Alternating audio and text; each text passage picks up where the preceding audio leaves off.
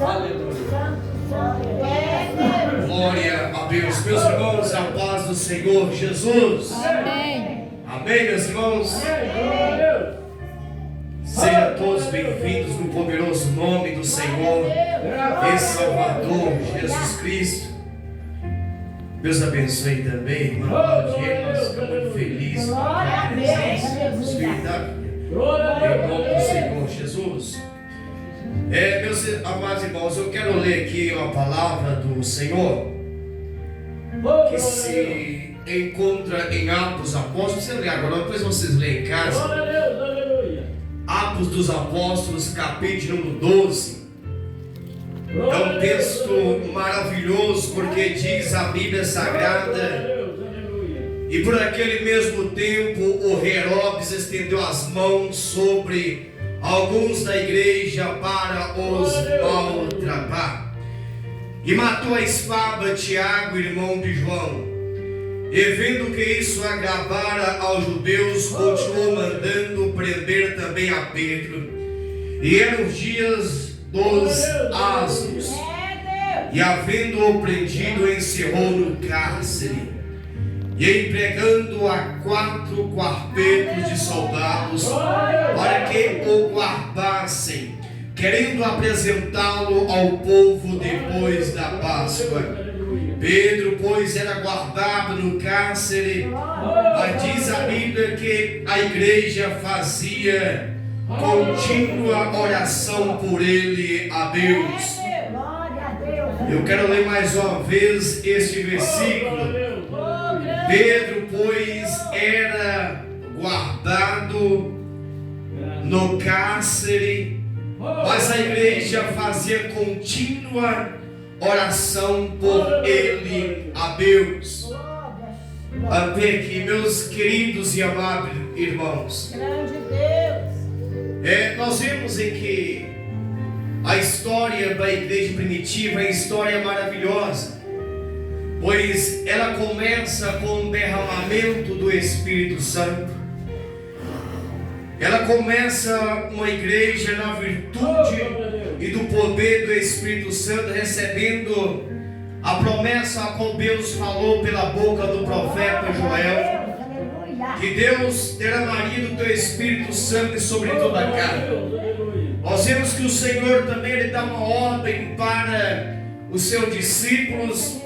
Depois que ele ressuscitou, ele vai se apresentar aos seus discípulos. E cerca de 500 discípulos estavam com o Senhor. E a ordem a qual ele dá para a igreja que não se ausentassem de Jerusalém, mas que eles perseverassem na oração. Vocês não saiam de Jerusalém, ficai aqui até que do alto sejais investidos, revestidos de poder, para poder ir adiante a proclamar o meu evangelho. Primeiro, meus irmãos, não que Jesus Cristo não mandou proclamar pelo evangelho, senão você ser revestido do poder. Você não é revestido do poder do Espírito Santo sem ter a obediência e sem ter a vida de oração. Primeiro, meus amados, nós entendemos em que eles todos reuniram um cenáculo e começaram a orar a Deus. Pela Bíblia Sagrada, Jesus Cristo subiu aos céus. Ele foi crucificado na Páscoa. E a festa do Pentecoste aconteceu 10 dias depois da Páscoa, que era o 50º dia, que era a apresentação das colheitas, as ofertas para Deus. Era uma das 7 grandes festas a qual Deus havia estabelecido pelos judeus. E como diz a Bíblia, quando se cumpre esse dia de Pentecoste, meus irmãos, vão receber a promessa do Espírito Santo. O Espírito Santo vai descer sobre a igreja.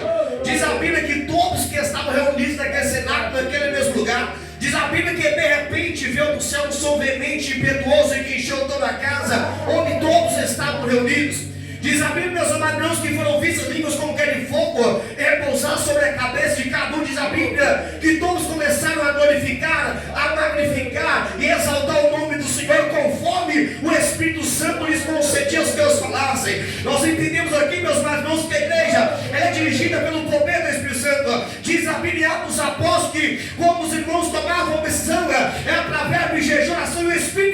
alguém separava para uma missão específica. Meus amados irmãos, quando diz a Bíblia que a igreja agora que é cheia, revestida do poder do Espírito Santo, sabia que ninguém se ousava a chegar-se próximo dos apóstolos, porque o poder de Deus estava sobre eles. Nós vemos que quando Pedro começa a pregar, nós vamos ver que multidões se compungiam, seus corações se arrependiam. É o poder da palavra, é o poder da unção do Espírito Santo, porque o homem não tem poder para poder convencer o homem do pecado, mas quem fala a boca do homem, o Espírito Santo e a palavra, Deus tem poder para transformar a vida das pessoas. Nós vamos entender que a igreja primitiva, uma igreja cheia do Espírito Santo, nós vamos ver, meus amados, que diante da igreja do Senhor, nós vamos ver que Pedro e João não tinham prata, porque eles tinham dinheiro, não poderia comprar, que a presença do Espírito Santo. Nós vamos ver que o homem cego, o coxo, o homem que estava paralítico, já nasceu aleijado dentro da barriga da tua mãe, está na porta do chamado Formosa, não pode andar, era permitido pedir esmola, pediu dinheiro para permanecer, não pedia não, que eu tenho posso te dar, em nome de Jesus, levanta e anda. Aleluia. O que é impossível para o homem é possível para Deus, para o homem é impossível para Deus é possível. Essa é a diferença, o poder que tem a oração, a intimidade com o Altíssimo, é a comunhão que nós temos que ter com Deus Espírito Santo. A igreja continua por aí, meus amados. Vai haver uma grande perseguição. Uma grande perseguição que eu falo aqui, irmãos. É perseguição mesmo, né? É o irmão falar mal de irmão, não. A perseguição aqui é o que nossos irmãos estão sendo mortos a fio da espada. Perseguição aqui é nossos irmãos que estavam sendo presos e sendo açoitados com varas e chicote e sangue correndo nas costas. E eles saíram da prisão alegrando-se. Eles saíram alegres das prisões porque haviam sido açoitados por causa do nome do Senhor. E para fechar aqui, estamos dando muito tempo. O texto agora ali, que é no capítulo 2 de Atos dos Apóstolos, sabia que naqueles tempos houve uma grande perseguição. E Herodes, então, ele havia mandado matar Tiago. Tiago era um dos apóstolos, matado a fio da espada. O que é ser morto a fio da espada? Era um carrasco, ele ia lá, pegava, igual pegou Tiago, imagina a cena, e com a espada decepava o pescoço dele, a cabeça dele no chão, corpo outro. É isso que é perseguição da igreja primitiva. E porque ela perseguiu por causa da palavra de Deus e por causa do testemunho de Jesus. Herodes não quis se agravar os judeus. Não quis agravar. Herodes aqui, esse Herodes aqui é o Herodes Agripe. Ele era neto do Herodes, o grande, que havia mandado matar as criancinhas 2 anos para baixo. Isso tinha agravado alguns judeus. O que ele fez então? Vamos mandar prender Pedro também. Mandou prender Pedro, meus irmãos. Mandou prender o líder da igreja primitiva que o Senhor havia constituído. Mandou prender ele também para ser morto a fio da espada. Então já estava tudo preparado. O Senado já estava preparado para Pedro ser morto no dia da grande festa. No dia do último dia da grande festa, a festa da Páscoa, ia ser mandado matar Pedro como havia matado o Tiago. Mas sabe o que diz a Bíblia?